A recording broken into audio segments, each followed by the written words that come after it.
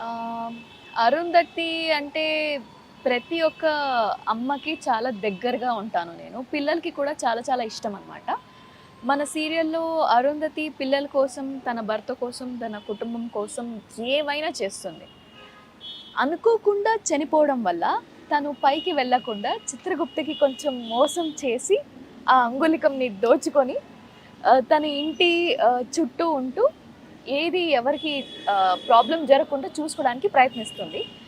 So, ఈ అల్లరి అయ్యుండొచ్చు, కామెడీ అయ్యుండొచ్చు, ఎమోషనల్ అయ్యుండొచ్చు. ప్రతి ఒక్క ఎలిమెంట్ ప్రతి ఒక్కళ్ళకి చాలా చాలా కనెక్టింగ్‌గా అనిపిస్తుంది. చాలామంది మెసేజ్ చేశారు కూడా. చాలా ఎమోషనల్‌గా ఉండింది ఈరోజు, మమ్మల్ని ఏడిపించేశారు, చాలా బాగా నవ్విస్తున్నారు అని. ఈ ఆల్ ఈ మిక్స్డ్ ఎలిమెంట్ వచ్చేసి ఒక వెజిటేరియన్ అయ్యుండొచ్చు, నాన్ వెజిటేరియన్ అయ్యుండొచ్చు. వాళ్ళకి ఇచ్చిన ఒక స్పెషల్ ప్లాటర్ అయ్యుండొచ్చు. అట్లా ఉందనమాట. సో, ఈ వేరియేషన్ ఇవ్వడానికి నాకు వెంకట్ సార్ చాలా హెల్ప్ చేశారు. ముందు ముందు ఎంత హైపర్‌గా చేసినా, లేదు సరిపోవట్లేదు అంటే, అమ్మ నేను ఇంత హైపర్‌గా ఉన్నాను ఇంకా సరిపోవట్లేదు ఏంటి అంటే, నేను ఎపిసోడ్ చూసినప్పుడే నాకు అర్థమైంది సార్ చెప్తున్న ఎలిమెంట్ ఏంటి అని. సో, ఇప్పుడు ఆయన చెప్తూ ఉంటే I will get to know okay fine ఇంకా బాగా చేయాలి. ఇంకా న్యాచురల్‌గా చేయాలి అని చెప్పి. So, I should thank him and మీ- నా మీరు క్యారెక్టర్ ఇంత దగ్గరగా ఉంది అంటే it's because all of his effort. మీరు చెప్పిన సింగిల్ కట్లోనే నిండు నూరేళ్ళ సావాసం వచ్చేసింది. కరెక్ట్.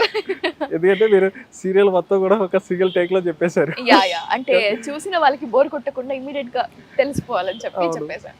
చాలా మంది మీరు మీరు కనిపించాలని కూడా చాలా మంది చూస్తూ ఉంటారు. ఆహా, ఎస్పెషల్లీ మా ఇంట్లో అయితే మాత్రం ఖచ్చితంగా అవును. ఓకే జీ తెలుగు ఫేవరెట్స్ అందరూ కూడా ఓకే. మా అమ్మమ్మ గానించి మా మమ్మీ గానించి అట్లా మా పెద్దమ్మ వాళ్ళు నేను వీళ్ళందరూ కూడా ప్రతి ఒక్కరిని అడిగానని చెప్పండి పేరున. ఎన్ని ఖచ్చితంగా. కిలోలు కని మాత్రం అడగకండి. సో, అందరికీ నమస్కారం. ప్రతి ఒక్కరికి thank you so much for this wonderful introduction. I'm loving being Arundhati, అది చెప్పొచ్చు. ఓకే.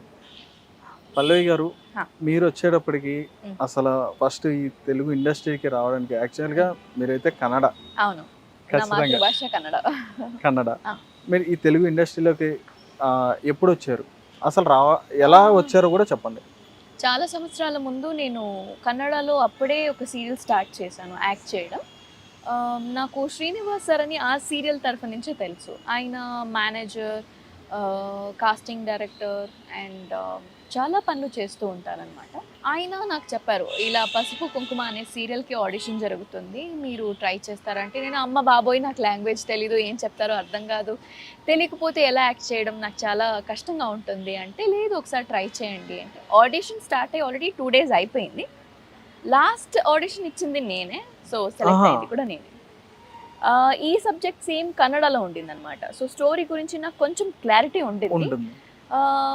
కొద్దిగా మాట్లాడుతూ ఉన్నప్పుడు నాకు అర్థమైంది కన్నడ అండ్ తెలుగు చాలా దగ్గరగా ఉంది అని. కానీ నా ఫ్రెండ్స్ కానీ నా ఫార్ రిలేటివ్స్ కానీ ఎవరు కన్నడ తప్పితే వేరే లాంగ్వేజ్ మాట్లాడేవారు కాదు. స్కూల్లో కాలేజెస్లో ఇంగ్లీష్, హిందీ అదే ఎక్కువ ఉండేది. ఇక్కడికి వచ్చాక నేను నేర్చుకోవాల్సి వచ్చింది. అది ఎవరో ఏడిపిస్తే అది కసిగా తీసుకొని పట్టుదలతో 18 రోజుల్లో నేర్చుకున్నాను అనమాట. వామ్మో, 18 days లో తెలుగు. అంటే ఎవరితో అంటే నాతో పాటు ఎప్పుడు అమ్మ వస్తారు, ఈసారి మాత్రమే అమ్మ రాలేదు, నాన్నకి కొంచెం హెల్త్ బాగాలేదు కాబట్టి. ఆహాహాహా. వచ్చిన ప్రతిసారి నేను అమ్మతో కన్నడలో మాట్లాడేదాన్ని, వేరే వాళ్ళతో I was trying very hard. Okay ఇప్పుడు ప్రత్యేకంగా నేను రోజు ఒక పదం నేర్చుకోవాలి అని చెప్పి నేర్చుకునేదాన్ని.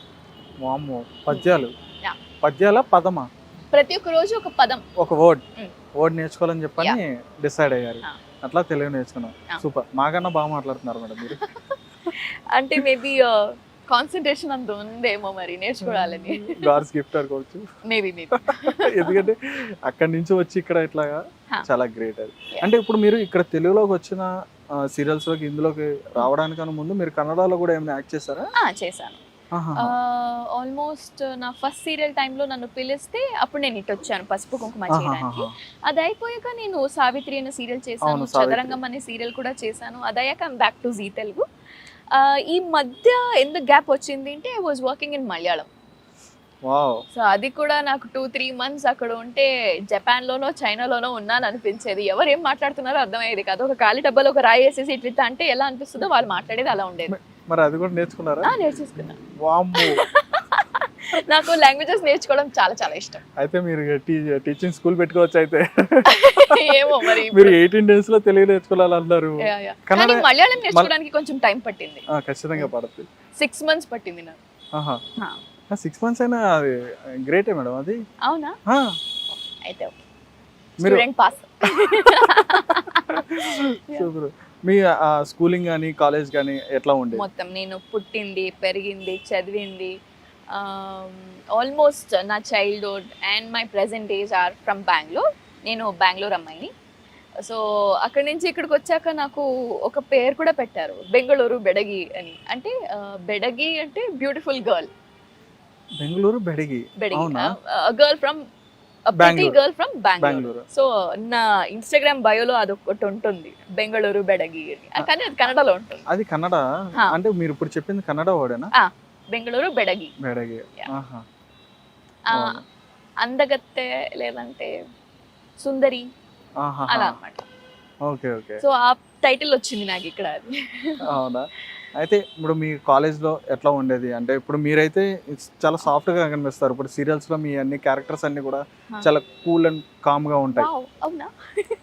కాదా? అంటే అలా అని కాదు. క్యారెక్టర్స్ మీరు ఏంటంటే మీరు ఇక్కడ క్యారెక్టర్లో ఇన్వాల్వ్ అయ్యి మీరు ఇక్కడ టీయర్స్ రావడం కానీ ఏడవడం కానీ ఇట్లా జరుగుతుంది. మిమ్మల్ని చూసి బయట చూస్తున్న వాళ్ళు కూడా ఏడుస్తారు.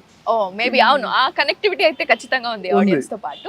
అవును. చిన్నప్పుడు I was very very quiet, చాలా సాఫ్ట్ స్పోకెన్. ఆకలిస్తే మాత్రమే ఏడ్చేదానంట, లేదంటే I would be like very busy playing అన్నయ్యతో, బయట ఫ్రెండ్స్తో. ఇంటికి వచ్చేసి నా పని నేను చూసుకుని అలా ఉండేదన్నమాట. అవునా? ఎప్పుడైతే హయ్యర్ స్కూల్కి వచ్చానో అప్పుడు నా అల్లరి కొంచెం మొదలైంది అనమాట. సో స్పోర్ట్స్కి నేను ఎక్కువ టైం ఇచ్చేదాన్ని అనమాట. I'm typical last bench student నేను. సో కొన్నిసార్లు క్లాస్లోనే ఉండేదాన్ని కాదు, మాక్సిమం గ్రౌండ్స్లోనే ఉండేదాన్ని. School and college. స్కూల్లో నేను నెట్ బాల్ స్టార్ట్ చేశాను ఆడడానికి. కాలేజ్లో నేషనల్ లెవెల్ వరకు వెళ్ళాను.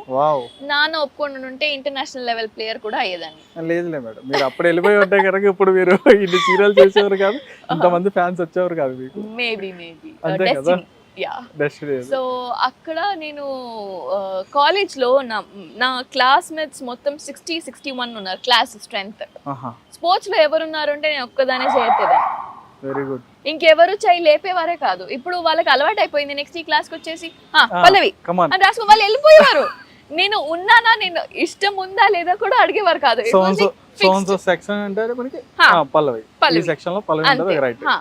రాసుకుని వెళ్ళిపోయేవారు. సో నెక్స్ట్ ఏమైంది, నా హెల్త్ ఇష్యూస్ వల్ల 9th standard లో నాకు స్పోర్ట్స్ ఛాంపియన్షిప్ కప్ మిస్ అయింది. అయ్యో ఆ రోజు నాకు ఫీవర్ రాకుండా ఉండుంటే బాగుండేది కదా అనుకున్నాను. 2 days ముందు నాకు ఫీవర్ వచ్చింది. So I had to stay back at home. నేను వెళ్ళి వస్తాను అంటే అమ్మ ఒప్పుకోలేదు. గమ్మని ఉంటావా ఇంట్లో అని తిట్టారు. ఇంకా తప్పక ఇప్పుడైతే మమ్మీ వస్తాను అని వెళ్ళిపోయేదానేమో, కానీ అప్పుడు ఛాన్స్ లేదు కదా. సో సైలెంట్ గా గుడ్ గర్ల్ లాగా ఇంట్లో.